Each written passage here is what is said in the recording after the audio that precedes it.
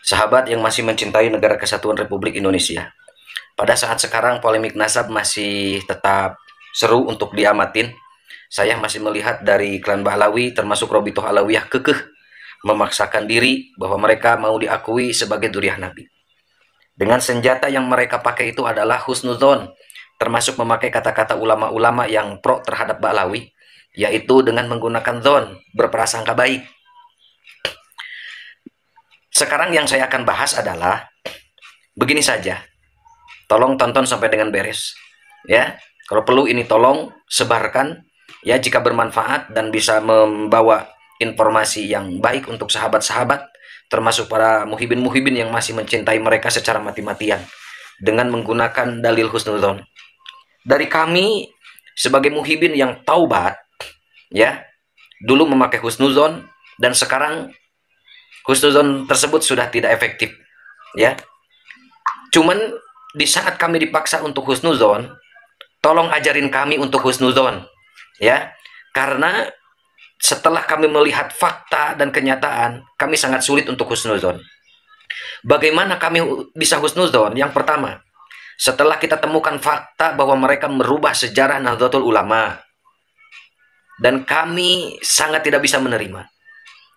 Yang kedua, tolong ajarin kami bagaimana kami supaya bisa husnuzon kepada mereka setelah mereka melakukan pemalsuan kuburan. Ya, informasi ditemukan di Nusantara sekitar 3.000 makam dan sekitar 280 lebih mungkin sekarang terus berkembang kuburan-kuburan palsu yang telah diratakan, yang telah dikembalikan dan dinormalkan kembali. Tolong ajarin kami yang ketiganya bagaimana cara kami untuk husnuzon setelah kita temukan fakta di lapangan. Mereka begitu jumawahnya menganggap bahwa mereka ras paling tinggi sehingga mereka dengan mudahnya merendahkan pribumi, menghina kiai, menghina ulama-ulama Nusantara yang notabene itu adalah guru-guru kami yang mengajari kami mengerti tentang wudhu, mengerti cara sholat, mengerti tentang ilmu kitab, mengerti banyak hal tentang agama ini. Kami susah untuk husnuzon. Bagaimana mereka mengatakan belajar sama Habib yang bodoh, yang jahil, itu jauh lebih utama daripada belajar sama 70 kiai yang alim. Mereka mengatakan telapak kaki Habib yang kotor, yang hina, yang maksiat, yang jinah, yang mabuk. Itu telapak kaki Habib tersebut jauh lebih mulia daripada kepala kiai yang pakai sorban. Bagaimana kami bisa menerima dan bisa husnuzon? Sedangkan guru-guru kami, ulama-ulama kami, yang selalu memakai sorban, direndahkan, dihina. Dengan telapak kaki Habib yang kotor meskipun maksiat, meskipun penjina. Yang selanjutnya bagaimana kami bisa husnuzon setelah kami menemukan fakta dari peneliti filologi Dr. Menachem Ali menemukan dari manuskrip, sedangkan Rasulullah yang hidup jauh berabad-abad sebelum Ubaidillah masih bisa ditemukan manuskripnya yang bisa menjelaskan, memperkuat kredibilitas, sedangkan Ubaidillah tidak ditemukan data-datanya untuk membuktikan sebagai anak Ahmad bin Isa. Bagaimana kami bisa husnuzon kepada mereka? Yang selanjutnya, tolong ajarin kami bagaimana cara kami bisa berhusnuzon kembali setelah menemukan fakta sejarah, ahli-ahli sejarah khususnya yang ada di Indonesia. Profesor Dr. Anhar Gonggong, Profesor Dr. Agus Sunyoto menemukan fakta bahwa mereka datang ke Indonesia bukan untuk berdakwah, bukan untuk mencetak ulama dan kiai seperti apa yang dikatakan oleh Taufik Assegaf.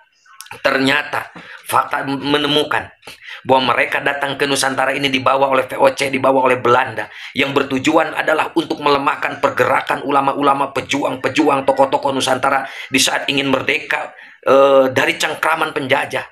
Sedangkan mereka terlibat dalam penjajahan, diangkat menjadi kompeni, jadi kapiten di seluruh wilayah, seluruh kota yang ada di Nusantara. Jadi mata-mata dan melaporkan kepada Belanda, kepada VOC, kepada Inggris di saat ada perlawanan atau gerakan dari pribumi. Dan itu adalah kapiten-kapiten dari Yaman yang sekarang disebut Habib. Ternyata fakta sejarah menemukan Utsman bin Yahya diangkat menjadi mufti Batavia itu untuk menguatkan penjajahan Belanda dan untuk melemahkan pergerakan ulama-ulama yang ada di Nusantara. Karena Belanda saat itu sangat kesulitan untuk mengajak ulama-ulama bekerja sama dengan pemerintahan Belanda. Belanda tidak menemukan ulama-ulama yang mau bekerja sama dengan Belanda. Hanya Belanda membawa imigran dari Yaman dan mengangkat Usman bin Yahya sebagai mufti Batavia, sehingga mengarang kitab yang sangat menguntungkan bagi Belanda dan sangat merugikan bagi Nusantara. Sehingga dari kitab tersebut Belanda bisa mengambil keputusan, jadi alasan bisa menangkap ulama-ulama yang bergerak memberontak kepada Belanda.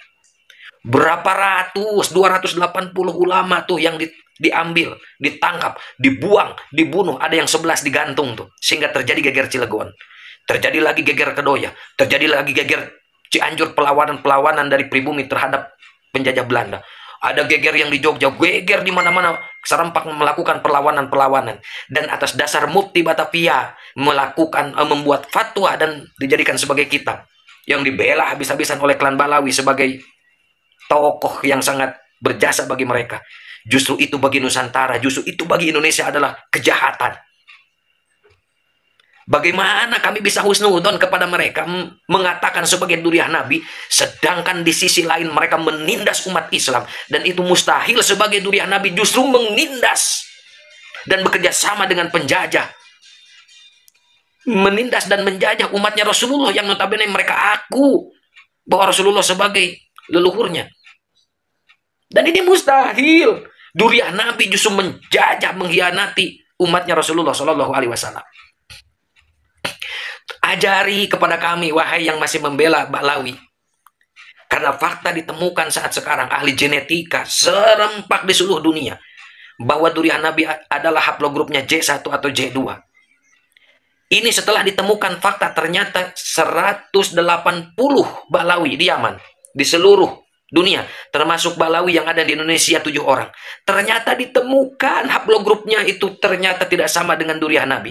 Jangankan sebagai duriah Nabi, menunjukkan sebagai bangsa Arab pun tidak. Bagaimana kami bisa husnudon bahwa mereka Balawi itu benar-benar duriah Nabi? Tolong wahai para pembela Balawi, tunjukkan dan ajari kepada kami bagaimana caranya kami bisa husnudon kepada mereka. Ternyata ditemukan banyak faktor dan fakta. Sekarang ditemukan kembali, ya, Kiai Haji Ja'far dari Madura, termasuk Gus Hasan, ya, menemukan ternyata Ubaidillah itu bukan anak bin Isa, tapi ternyata itu Maimun. Maimun itu seorang Yahudi yang dulu menciptakan bahkan mendukung di 3 generasi Bani Fatimiyah, ya. Sampai 3 generasi itu sebelumnya. Dan ternyata itu bukan sebagai duriah Nabi.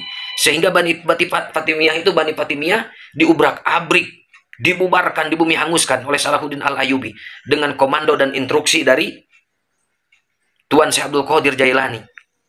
Itu menurut berita dan fakta seperti itu. Pantas sekarang klan Balawi membenci habis-habisan Tuan Syekh Abdul Qadir Jailani.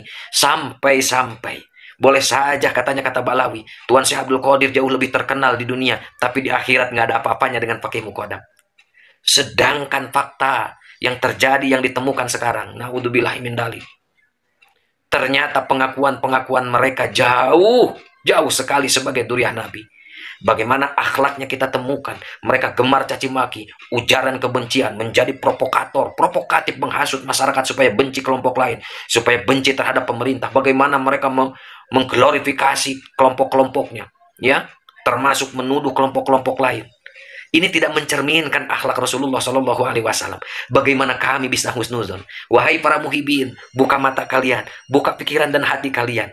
Coba lihat fakta dan yang terjadi di lapangan. Guru-gurumu dihina, kiaimu direndahkan, yang mengajari ngaji, yang mengajari agama, itu adalah guru-guru kita yang asli pribumi Nusantara. Tapi kenapa mereka kalian jauh lebih membela mati-matian, justru yang menghina guru kalian?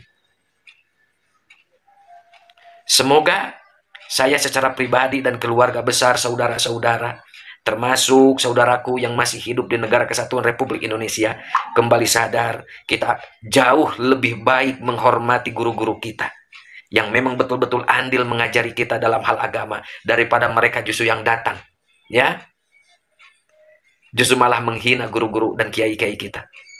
Ya, semoga kalian semua yang masih membela Balawi dikasih taufik dan hidayah, sehingga mata hati kalian terbuka, sehingga jauh lebih membela bangsa kita sendiri daripada ikut terlibat justru membesar-besarkan, membranding, memframing negara lain. Karena ulama-ulama kita jauh lebih hebat daripada Balawi. Kita 17.000 pulau, 700 bahasa, 700 suku. Ya, 34 provinsi, Bun. Bisa disatukan oleh ulama-ulama kita, oleh leluhur-leluhur kita. Ya, lalu diikat menjadi negara kesatuan Republik Indonesia. Sedangkan kaum Baklawi cuma satu suku, cuma satu bahasa, sampai dengan detik ini masih berperang. Lantas dengan apa lagi kami harus husnudon? Ya, semoga ini bermanfaat.